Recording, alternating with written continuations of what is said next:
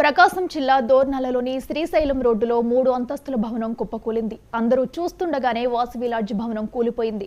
Building కూలిపోవడం చూసి చుట్టుపక్కల వాళ్ళందరూ ఆశ్చర్యపోయారు. కొత్త భవన నిర్మాణం కోసం బిల్డింగ్ పక్కనే పునాది గుంతలు తీశారు. ఆ గుంతల కారణంగా వాసవి లాడ్జ్కు పగుళ్లు ఏర్పడ్డట్లు తెలుస్తుంది.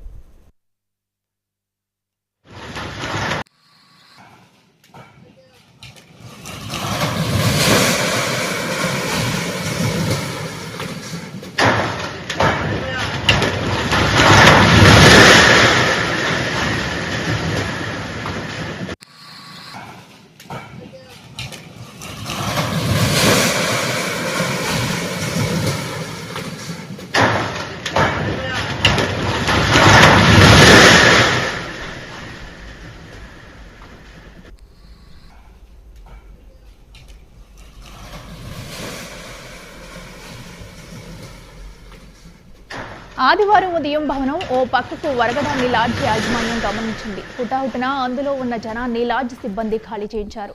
దీంతో పెను ప్రమాదం తప్పింది. ఉన్నట్టుండి ఒక్కసారిగా భవనం పక్కకు వరిగి కూలిపోవడంతో అక్కడ ఉన్న వారంతా ఆశ్చర్యానికి గురయ్యారు. లాడ్జ్లో ఉన్న వారికి ఎవరికి ఎటువంటి అపాయం జరగకపోవడంతో అంతా ఊపిరి పీల్చుకున్నారు. ఉన్నట్టుండి భవనం కూలిపోవడంతో స్థానికులు అంతా భయభ్రాంతులకు గురయ్యారు. ఎటువంటి ప్రాణ నష్టం జరగలేదని లాడ్జ్ యాజమాన్యం తెలిపింది.